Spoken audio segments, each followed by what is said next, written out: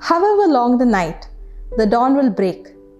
Life can sometimes take such unforeseen turns that it becomes difficult to take everything in. 1 second you can be dancing in joy, and the next minute the world seems to fall apart. However, no matter how tough the feeling is, suicide should never be an option. It's often said, when one door closes, another one opens. But there are times when everything around us seems closed. Every path seems barricaded. Every desire seems lost. And in times like these, ending life may seem like an easy way out of the misery. But please remember, all the misery and sadness will surely end one day, and you will definitely see a bright new day. September 10th is celebrated as World Suicide Prevention Day. It is an awareness day observed in order to provide worldwide commitment and action to prevent suicides, with various activities around the world since 2003. To bring words of inspiration and wisdom to those who need it, we have here with us today Dr. Lavina M. Noronha, Director, Ave Maria Palliative Care, Vamanjur, Mangalore, a residential hospice facility for the terminally ill. She is also the trustee of Sushek Charitable Trust and the coordinator of Mangalore Suicide Lifeline. Dr. Lavina, on completing her MPhil from NIMHANS, Bangalore, worked as a counselor at Chetana Counseling Center for 4 years. Being an academician, she obtained a scholarship for doctoral studies at University of Illinois, Urbana-Champaign, USA in 1994 and obtained her PhD in 1998 for thesis entitled Parental Response to Suicide Attempts of Adolescents, a Narrative Analysis. Post her doctoral studies, she worked as an employee assistance counselor at University of Illinois and as a crisis respite counselor at Mental Health Center of Champaign County in Urbana-Champaign, Illinois. She also served as an associate professor and director of the MSW program for 8 years at Our Lady of Lake University, San Antonio, Texas, and also worked for Vitas Innovative Hospice as a triage counselor. She has presented and published many papers on stress and coping, mental health, spirituality, death and dying, suicide, palliative care, and cancer. She is also a trainer of life skills, effective classroom management, stress management, suicide prevention, cancer awareness, mental health and well-being, and is engaged in counseling children, adolescents, and couples. A voracious reader, she is also interested in music, travel, and gardening.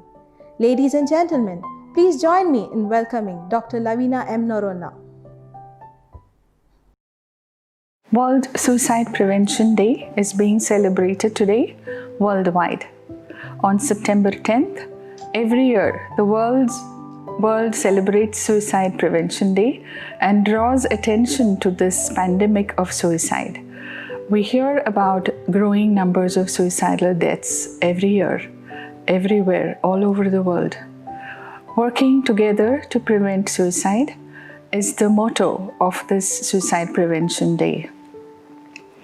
International Association for Suicide Prevention, IASP, is the global body which is responsible for spreading awareness about this pandemic of suicide, to generate awareness among people so that they can work together to prevent suicidal deaths. This is a global opportunity for suicide prevention and also intervention. So we're going to see how bad is the situation or what is the extent of this problem. Suicide is a public health crisis. more than 8 lakhs people die every year to suicide. And this is globally. And of the 8 lakh people, 17% or 1,35,000 are from India. This is according to Registrar General. One suicide takes place every 40 seconds worldwide. Suicide is also the third leading cause of death among teenagers 14 to 19 years. In India, every hour about 15 people resort to suicide. And of these, every 55 minutes, one student dies of suicide. So this is the situation of the pandemic. There is good news. Suicide can be stopped. It is preventable. That's why we are here to talk about this. 80% of all the people who commit suicide give some kind of warning before the act, before they kill themselves or before they take their own life. That means we just have to know what these warning signs are so that we can prevent. Therefore, suicide is definitely preventable. Now, what are these warning signs? Sudden changes in mood, normal to sad, normal to angry, sometimes happy. There are variations or fluctuations in mood. Sadness, which cannot be explained. Now, everybody feels sad, but this sadness is overwhelming and it lasts a long time. There is sudden withdrawal from everyday activities of life. People neglect self-care. They are not able to pay attention or concentrate on studies or what's going on. Activities and interests that they really enjoyed before no longer interest them. Some people also express a suicidal idea or a death wish. For example, sometimes you feel or they express and say, I wish I was not born at all. Death is better option to life. So when these suicidal ideations or wish to die are expressed, it's important to pay attention. Some engage in secretive behaviors like collecting means to kill oneself. So out of the blue, if someone is buying things to annihilate oneself, then it's important to ask questions. Why do you need that for? What are you buying? For example, a person who doesn't have a well at home suddenly goes to the shop and buys a rope. So it's important when you find out about this to ask them, why is the rope for? So they are making plans and procuring means like collecting tablets or whatever means they can lay their hands on to think about destroying themselves. Some feel helpless, hopeless. It's like the feeling is there's no light at the end of the tunnel. They feel it's gloomy. There's nothing they can do about the situation they are in. They feel hopeless. They feel helpless. I have no idea how to go on with life. And death is a better option. They also suffer from sleep problems. Some people sleep a lot. When you're sad, when you're not interested in anything, when things are not going okay, they sleep a lot. Some people don't sleep at all. They just cannot sleep. So when these things happen, too much sleep also is an issue. Not being able to sleep also is an issue of the same situation. So when these changes take place in sleep patterns or intermittent sleep disturbance, they sleep for 2 hours and they get up and they're not able to go back to sleep again. Some people wake up at 3 a.m. or 2:30 a.m. and then they're unable to go back to sleep. So these changes in sleeping patterns also need to be noticed. Their appetite also decreases. They lose interest in eating. They don't eat healthy. They indulge in unhealthy eating and drinking patterns. There is lack of energy. They don't feel like doing anything. Nothing interests them anymore. They don't have the energy to carry on with everyday activities. Among students, we see a lot of other warning signs. There is sometimes sudden deterioration in academic performance. They are not able to concentrate on studies, not able to pay attention, not able to complete the academic tasks or projects, or they start some things and they're never able to complete them. They go on from one project to another, one thing to another, and then at the end they feel overwhelmed. How am I going to complete all these things? There is also some behavioral changes that we see in students.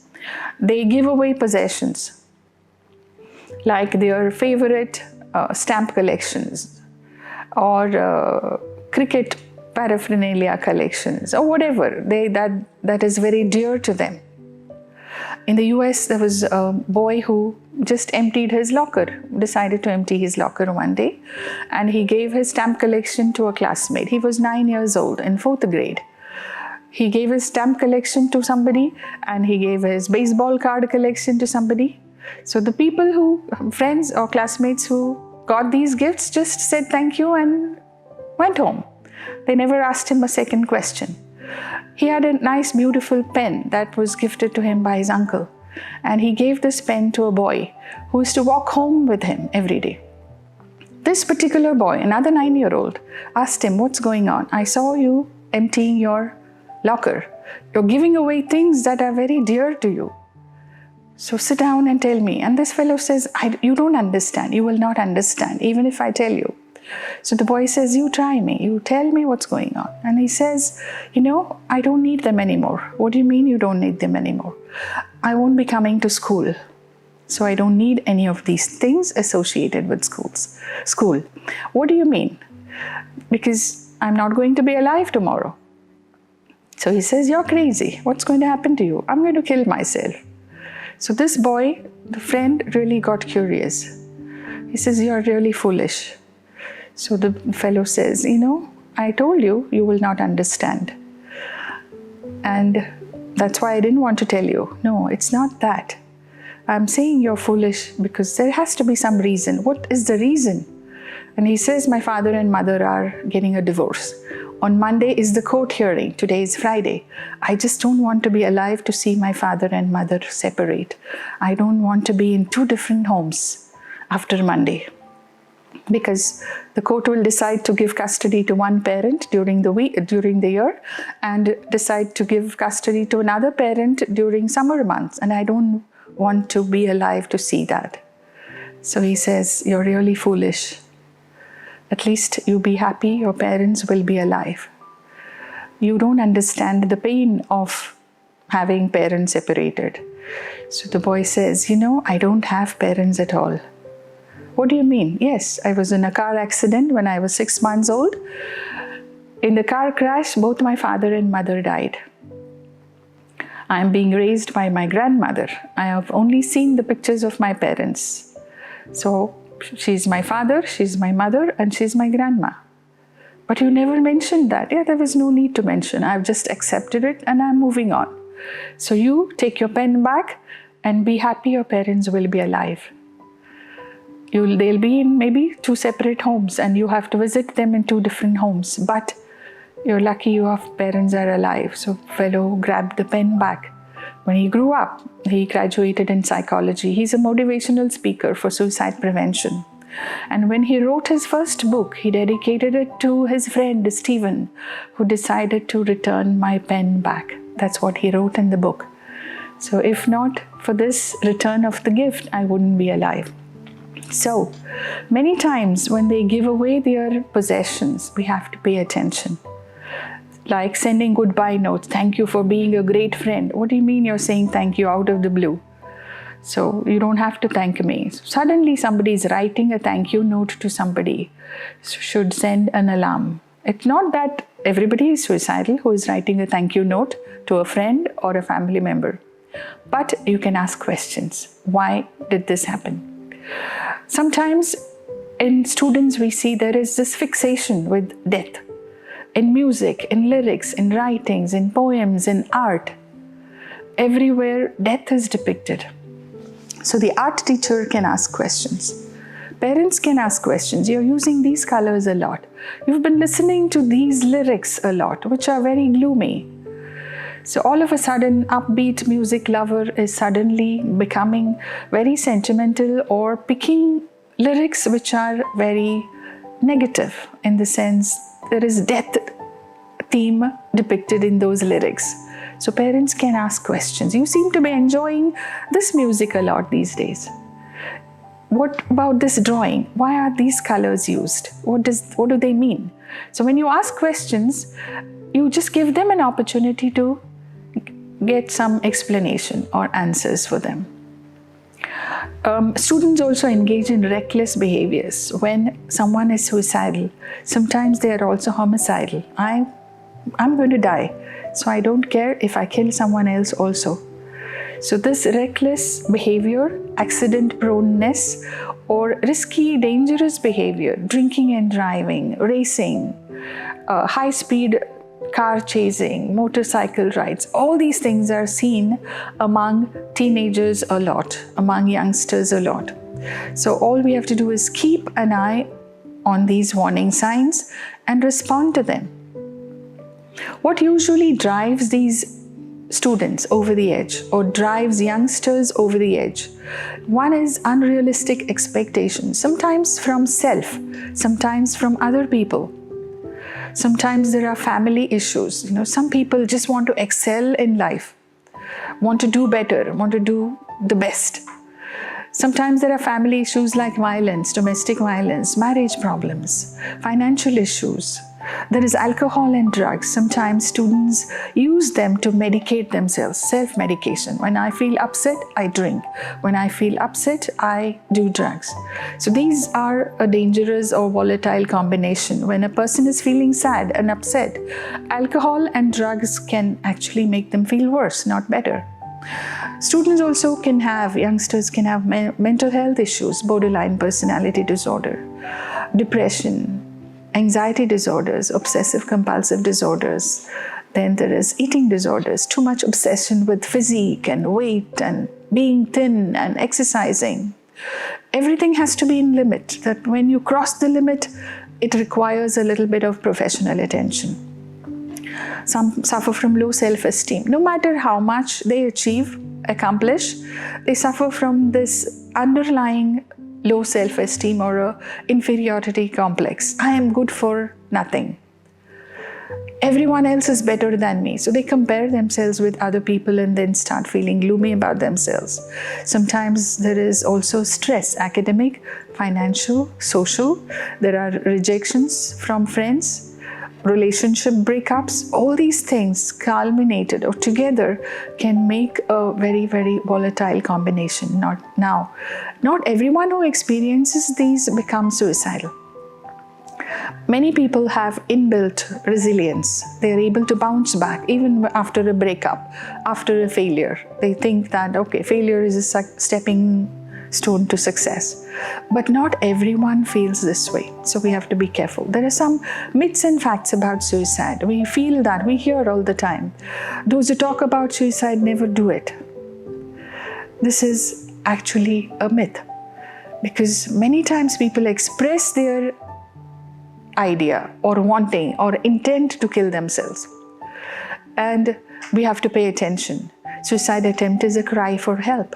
Yes, if I don't get attention otherwise, if no one is listening to me, sometimes I make an attempt in order to draw attention to what I'm struggling with.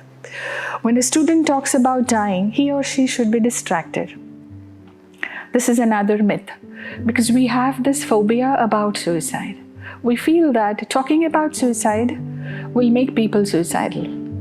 So it's important to encourage people to talk about suicide and not to distract them. What's going on? Can I listen?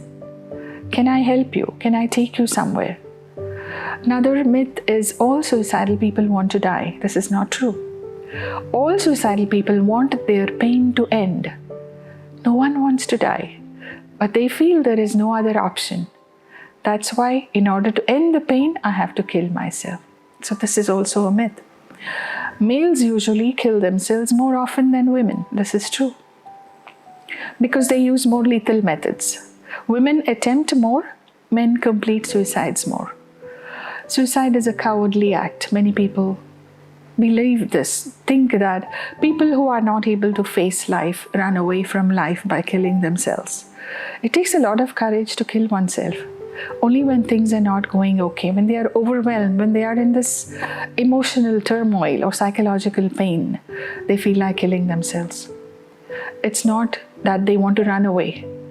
They don't see any other option. So we cannot condemn people who are even thinking about. They need help, no doubt. And we have to do whatever we can to give them that help.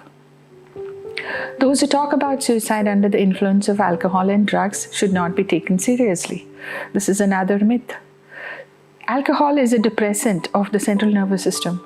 So when a person feels sad and the person has a couple of drinks, the person feels more sad, not that person feels better. So when under the influence of alcohol, people lose inhibitions. So they are more honest about their feelings. We have to pay attention to what they feel. And when they express suicidality, even under the influence of alcohol and drugs, they have to be taken seriously. Any mention, any drawing, any passing comment about life is not good, death is better, should be taken seriously so that we can pay attention to them.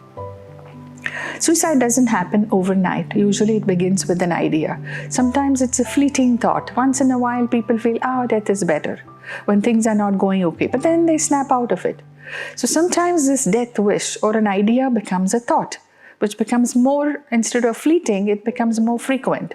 Instead of once a month, it becomes once a day or every hour. And then it becomes a plan. When they really think about, if I do this, I can kill myself. That becomes a specific plan. That is a little bit more serious. And then there is a suicide attempt. They want to carry out the act. All attempts are not successful. That's why we call it suicide attempt. And finally, when a suicide is completed, when death takes place, we call it completed suicide. So it all begins with an idea and then finally culminates. So there's a lot of time. People make plans as if they are going on a trip when they think about suicide. It's not always impulsive. Sometimes it is, but always it is planned 6 months before you see changes. So people have to be made aware of these changes. What can you do as parents? Pay attention to changes in your ward, in your child. Be open-minded. Do not judge. Don't impose your values, your ideas on them. Listen to them. Listen to what they have to say. They don't like advice. They don't like lecturing. But you have to listen to them. Respond with empathy. Yes, you feel this way. Things must be difficult. Let's see how we can deal with this. You snap out of it. It's very easy for people to say.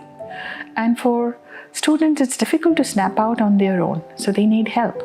And it's your responsibility to get them some help. You have to lead them to safety. When you see certain signs, many times parents express and say that, I wish I had known. I knew it was coming. There were changes 6 months before. I have seen changes. I had seen changes one year before. I could have done something. I should have done something. So there is no room for shoulds and coulds. You have to take action when you see these changes. On the same campus, there are counselors, campus counselors. You can refer your children to them. You encourage them to seek help. Sometimes medication may be required beyond counseling. When the person has difficulty sleeping, when the person experiences panic attacks, when mental health issues are more prominent, then they need medication. So not everybody who is crazy goes to a psychiatrist, or everybody who goes to a psychiatrist or a counselor is not crazy. These are the myths that we have among us. So we have to break them. We would rather have our children alive than dead.